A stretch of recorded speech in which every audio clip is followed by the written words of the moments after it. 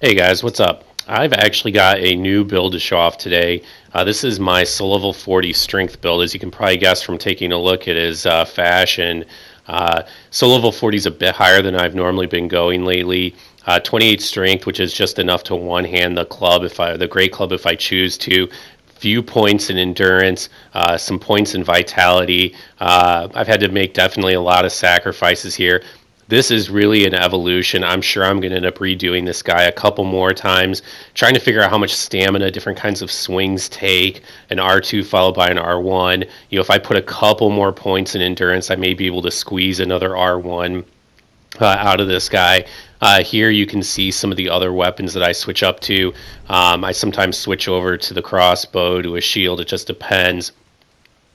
I'm trying to wear the chest and head for the Cathedral Knight, then the thorns for the hands so that I can pop people that have tears, and then whatever in the pants I choose to use is kind of there just to meet the weight requirements. And you can see I still need Havel's ring, and I'm thinking right now I'm soft swapping to the longsword. Maybe I could hard swap and then I could afford to wear a bit heavier armor. But at this point, I really don't know what I want to do because I don't really know poise that well. And trying to figure out what breakpoints I want to hit and for which types of enemies is still something I'm kind of working through. You don't meet many people at low level that have poise unless they're over leveled phantoms, and those I guess you meet quite a few of. You see, I've got quite a few other weapons here. The Cathedral Knight Greatsword, I've got those lying around there just because I was farming up this outfit and I haven't unloaded them yet.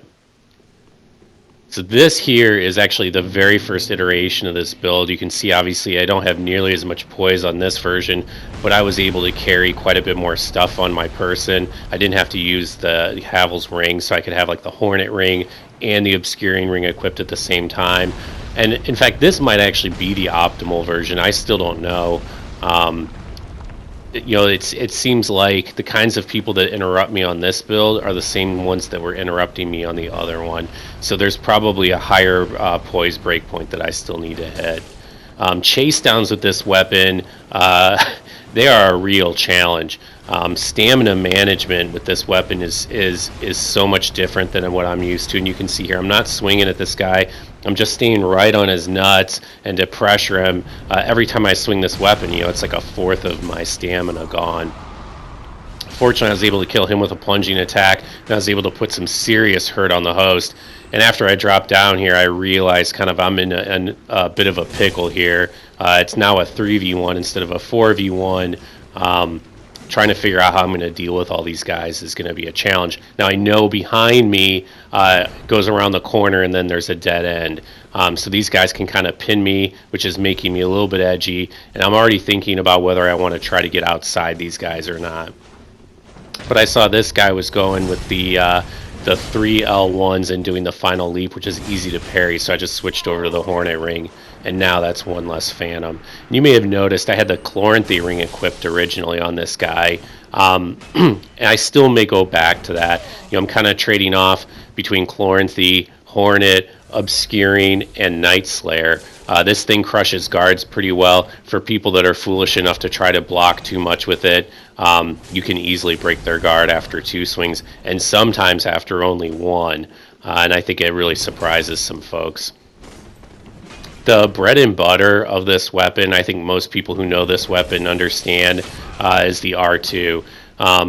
In my view, the R2 is like the change-up. The R1s are the fastballs. So you're throwing out mostly R1s, at least when you're using the weapon properly, in my view, and that's what I've had the most success with. So you set them up with the R1 so they get accustomed to its speed. Most people have no trouble rolling that attack on reaction. You let them get comfortable, and then you throw out an R2. And the R2 is especially valuable when people are in hit stun or they otherwise can't move, because that lets kind of the panic build, and they're more likely to start panic rolling, and you can roll catch them with this.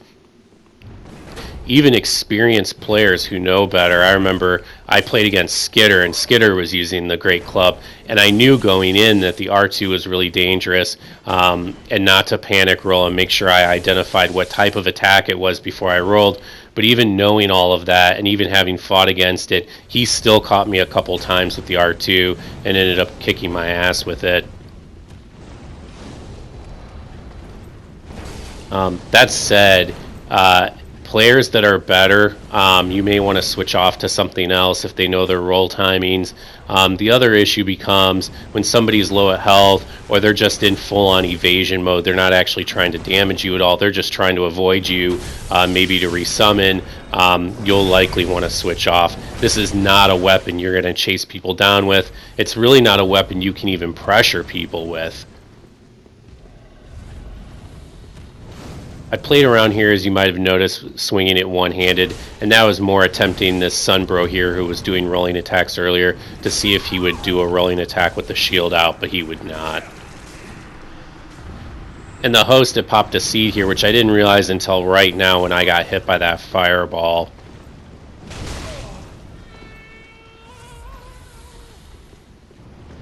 Man, this thing just does tons and tons of damage.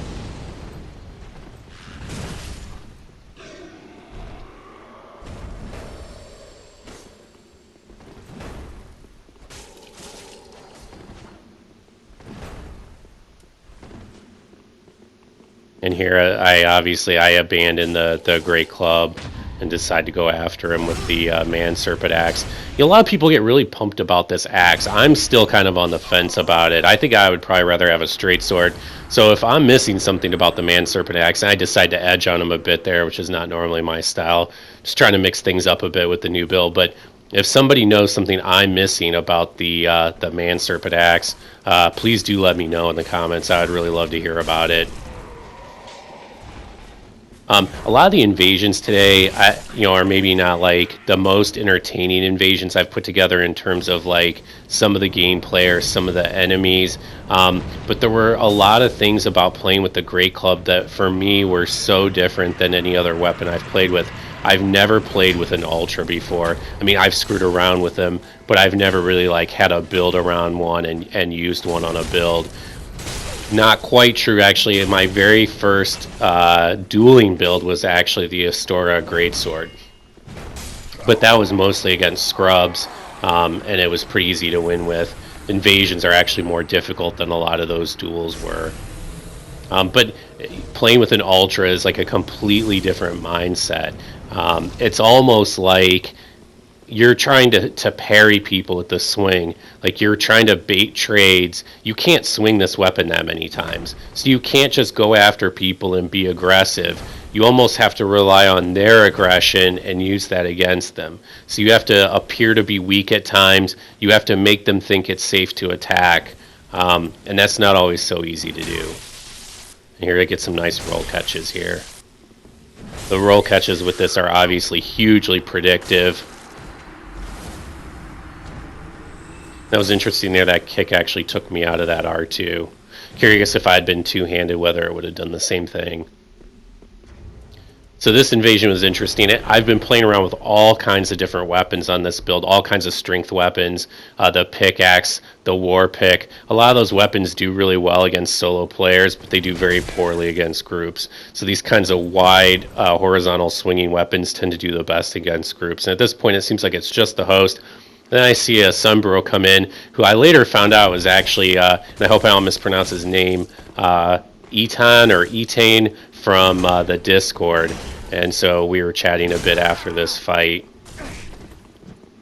But this was one of the first times that I had actually taken the spike mace out for a tour to see how well it did. So I am by no means a good spike mace player, and as if to prove the point right there, you can see he was able to get me with a nice backstab there. And that's a huge risk with these weapons against groups, is that you leave your back very much exposed.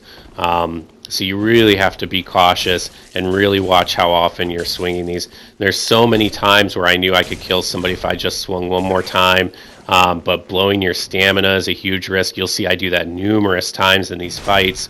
or opening yourself up to be backstabbed by other players.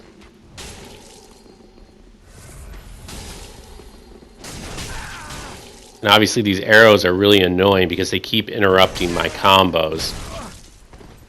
And you'll see in a moment here, actually, the host blocks with his weapon, and I get interrupted swinging. And I'm sure right here, if I'd gotten a second swing off, his guard would have been toast, and I would have been able to end the fight right there. And so here I just get sick of that weapon, and I decide to go to something I know a lot better, the straight sword. It remains to be seen in the long run whether this is the kind of build that I'm able to enjoy. For me, and I know I see people play with all kinds of different sorts of interesting builds, and they try different things. For me, though, I feel so often when I'm using those builds like I'm cooking with a dull knife. Like, yeah, I can make it work, and there I tried to roll catch a dagger, which was dumb. I can make it work, but it's not fun for me because it feels inefficient. It feels like there's a much easier way to solve a problem, and then I break out something like the straight sword. I saw that parry coming, but I break out something like a straight sword, and it's so much easier for me. And really what I'm trying to figure out is that ease because I'm more used to it and I'll have that same sense of ease with these other weapons, or is it truly just a better weapon? And I think it's probably mostly the latter, but I really wanted to give this build a try and see. Plus, I sometimes have trouble getting reads on ultras, and I think playing with them will help me better understand some of their weaknesses. So this poor guy here was obviously pretty new, and so I went pretty easy on him. I wasn't pressuring him after he went to heal. I let him back off in Estus. He's obviously he doesn't seem too acquainted with the concept of hyper armor. That Dark Souls guy actually made a really interesting observation one day to me. He said that players who walk up and then attack, it's obviously really predictable, and he said the walk up is actually part of the attack animation. And I really was thinking about that. And here he interrupts me with that weapon art, and I know he's going to go to it again because it worked one time. So I'm getting ready to bring out my shield. But I thought that observation from that Dark Souls guy was really interesting. And when you start thinking about the walk up being part of the attack, it really makes you realize just how predictable that sort of play is and why it's so important not to do that.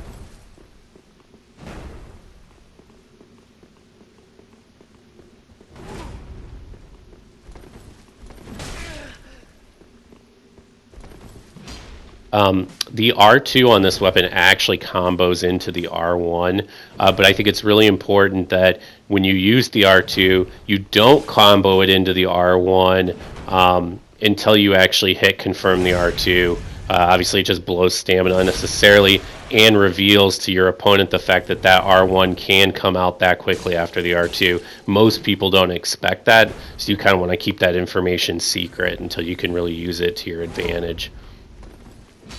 And so while this guy was pretty new, he did do some interesting things. Like there's an R2 coming up here, and his spacing was insane. Like watch the spacing on this R2.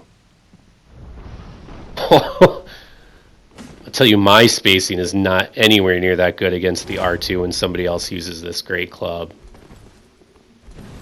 That was really impressive. I mentioned not throwing out the R1 unless you hit confirm the R2, but I saw him coming in and I knew it would kill him, so it didn't really matter in that particular case.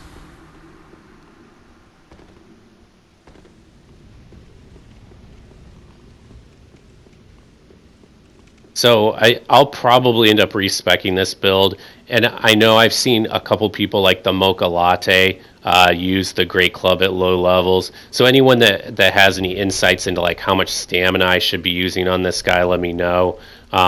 Here I switch over to the Knight Slayer because these guys both have shields, especially the guy with the Black Knight shield. I want to make sure that I'm putting pressure on him.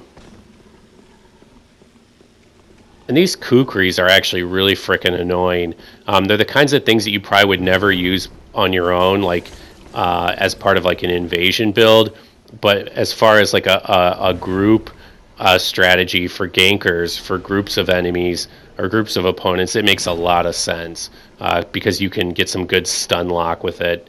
It's just like throwing fire bombs. Plus, it bleeds up build, so it builds up bleed. So if you have a bleed build or your partner does, it can be good to use those. And there I read the incoming katana running attack, and like I said, it's kind of like parrying, right? You read the attack, and when you see it coming, but instead of parrying, you're swinging into it and then making a trade that goes way in your favor.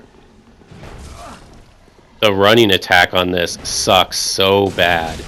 The tracking is really awful, and it's one of these weapons. I think it's like all the hammers do it. It kind of has that bouncy animation as you run up. Some of the other ultras, if you like buffer the running attack, you can make it come out pretty quickly and take people by surprise, but you're not going to take many people by surprise with the running attack on this weapon. It's just, it gives it itself away way too badly. This fight I thought was interesting because this guy here actually knew something of PvP. This guy knew what he was doing. He was a good player. He understood spacing. He understood my hyper armor. So he understood that he needed to mostly be a reactive player and then wait for me to make mistakes. And there I actually went to see if I could get a roll backstab.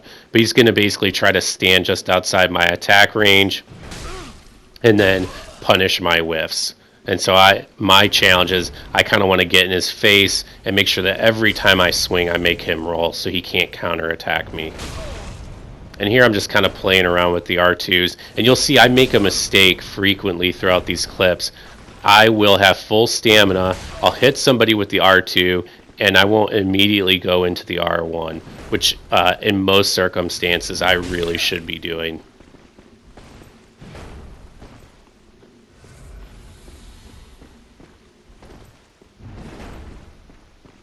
Most people, when they bow before a invasion fight, are going to treat it like an honor duel, and they're not going to heal. But sometimes people do, and it used to be the kind of thing that would bug me, but nowadays I just think it's an invasion. Anything goes, and I'm not going to get worked up about that sort of thing anymore. You see, this is also the kind of weapon where when somebody backs off and they want to heal, it's very difficult to come after them and really punish them. So another configuration of this build that I've kind of envisioned is maybe having the longsword in my offhand, mostly two-handing the great club, but then in situations like that where I think a heal is likely, or I want to be able to punish somebody or roll catch them, switch to one-handed mode. And there's that R2 again. I mean, it's so good. And you can see, I mean, this guy knows. He knows the R2s are coming. He's no fool, but it's with me mixing up the timing on the R2, and unless you're actually waiting and watching and making sure that you know when the actual swing is going to let fly, it's really easy to get panic roll caught.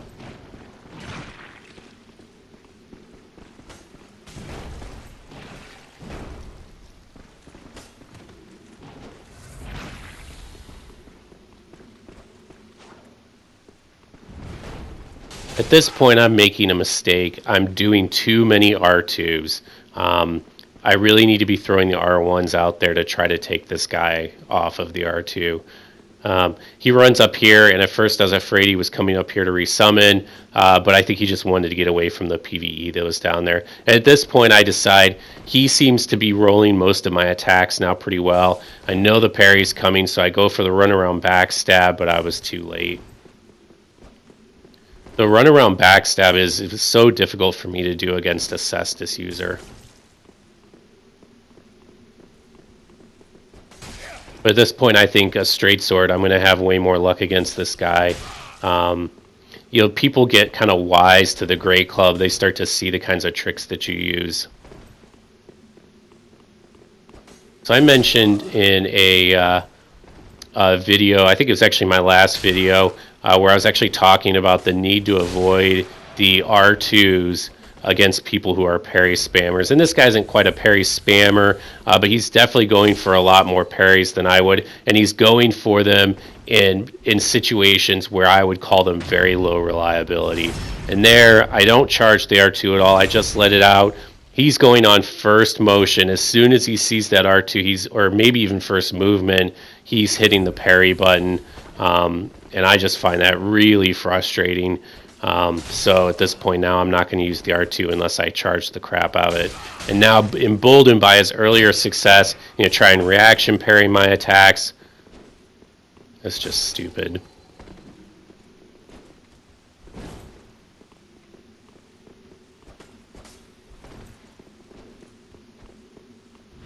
And finally, I'm able to get the runaround backstab and make it work.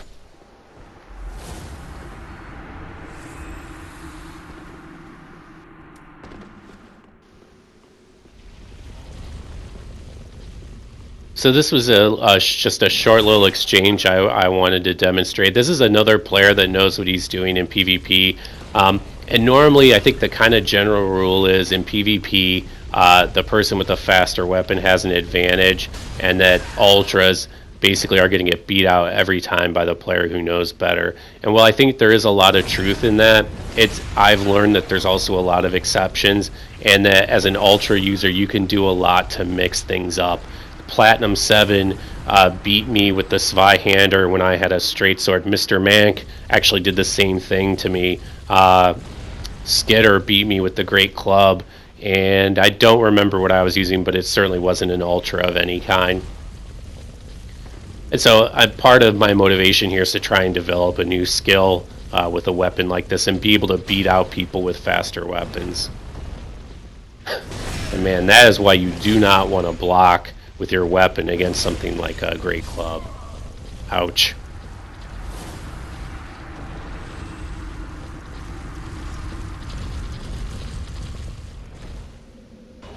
So this is actually the last invasion that I have for you guys today. As you can see, we're going back to kind of my earlier version of the build, and I don't know if you can hear the audio, they just beat the demon that was down here.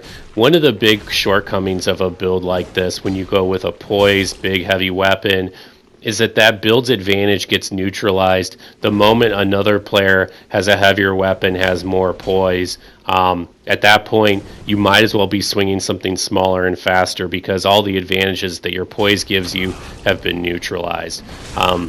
And these guys give me a hard time, man. These guys just absolutely kick the shit out of me here for quite a while. And either one of these players on their own would not have been a big deal, but trying to deal with both these players at the same time. And there I went for the unlocked roll backstab, and I paid pretty dearly for it.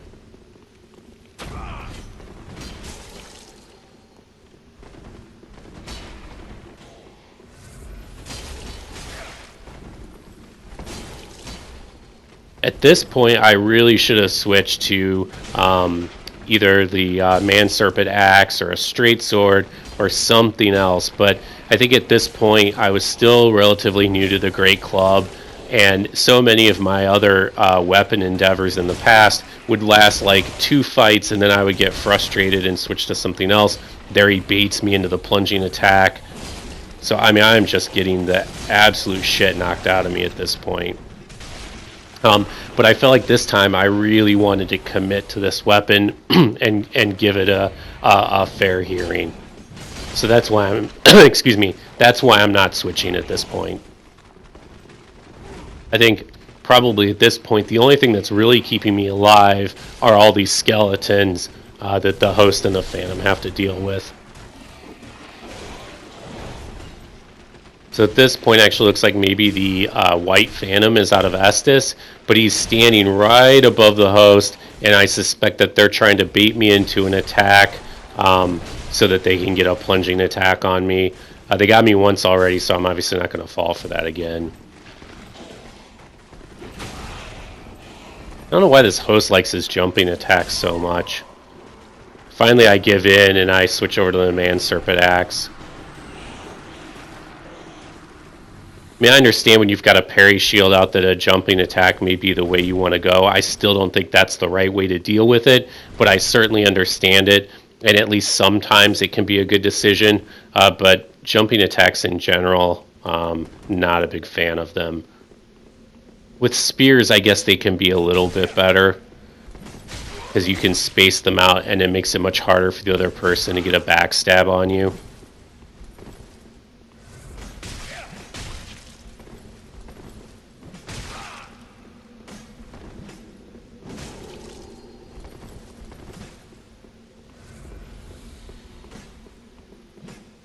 Oh man, he comes so close to walking off the edge there.